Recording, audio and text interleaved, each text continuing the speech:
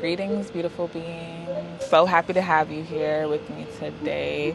I've learned so much about myself, about life. A lot of people feel like inner child healing is lighting a candle and taking a bath, and that is not healing. That's coping.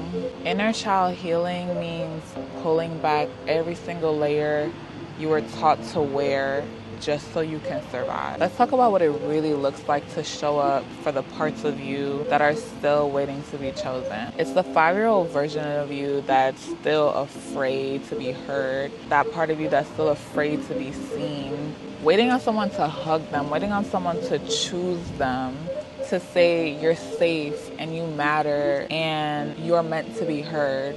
I think growing up, a lot of young black girls were taught to be seen and not heard. And I know for me, growing up, I always had the fear of public speaking and the fear of looking stupid and sounding dumb. And that really fucked me up for a lot of my years as an adult.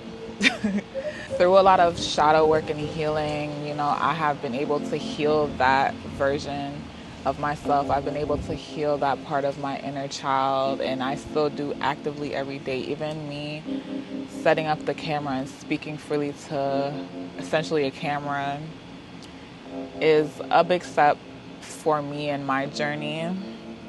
Because if you know me, like, communication has always been a struggle for me, because like I said, I did grow up in a household where it was very much young girls are to be seen and not heard. If you can't express your needs without fear, if you sabotage love because love feels unfamiliar, if you shrink in the presence of power, especially your own, that is your inner child literally screaming. You don't need another mother wound book or online course. You need your presence.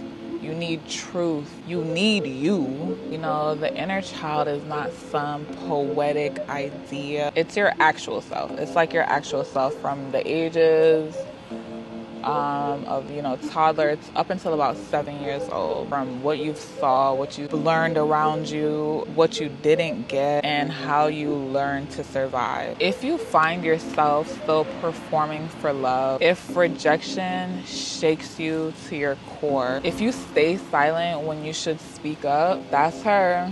That's the one. That's your inner child. That's your inner child asking you if it's safe to come out yet. So many of us are grown, but we're still stuck in the wounds of who we had to be just to be accepted. And as great as affirmations are for transformation and reflection and growth, you don't start with affirmation. You start with the truth, and the truth sometimes can be harsh, whether that may be that your mother didn't protect you or your father wasn't present. The truth that love felt like fear, like silence, like proving yourself. This is where the shadow lives. It's the part of you that still believes I have to earn love, or I'm too much, or I'm not worthy unless I perform. But you have to bring those beliefs into the light. Through shadow work, I would have to ask myself, what did I need as a child that I never received?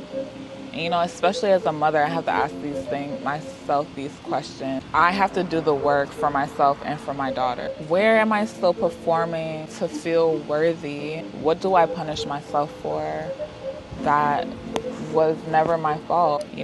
This isn't about blaming. It's about releasing the responsibility that you've carried for wounds that weren't even yours to begin with. After truth comes tenderness. That's when you create a ritual of return. And my love, that's where your power is. You don't owe the world your strength.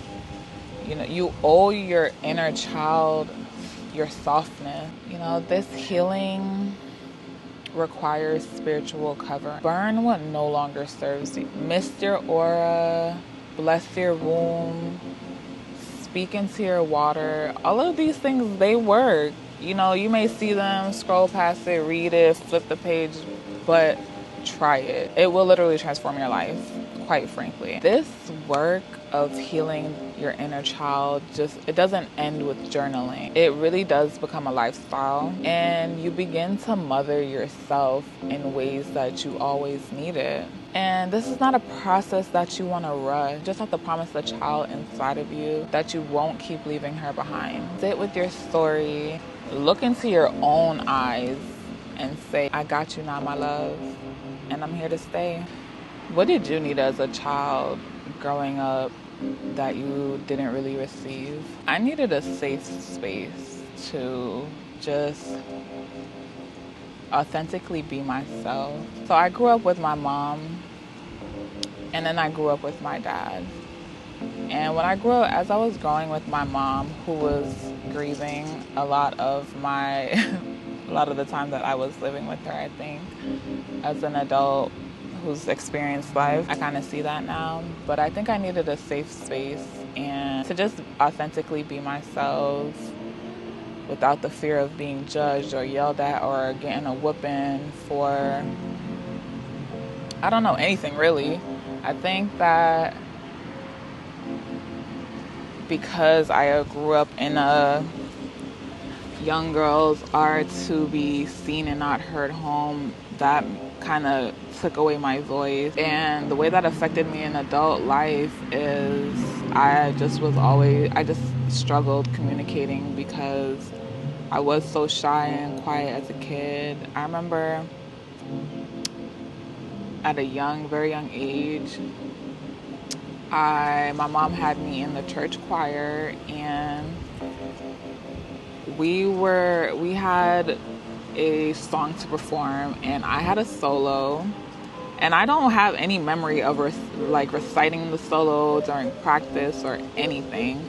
However, I do remember that day at church where the choir was up there on the podium. We were getting ready to sing, and as we're singing, my solo came about, and I just remember when they handed me the mic, I literally froze, damn near peed myself, and literally just started crying.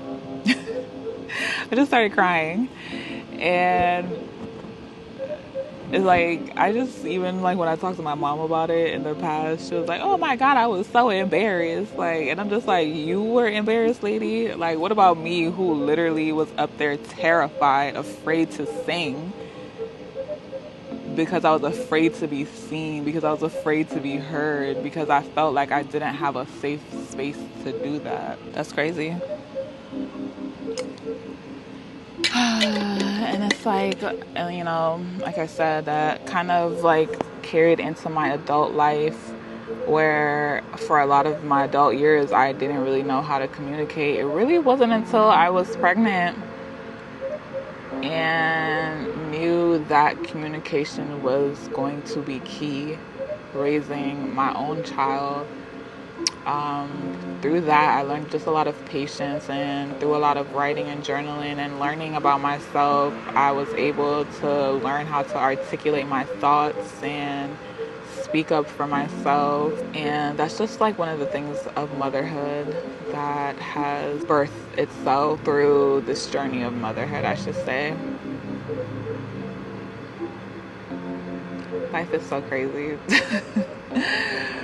And not to say that, my parents didn't do their best. They did their best. They used the tools that they had and gave me a beautiful life that I will forever be grateful for.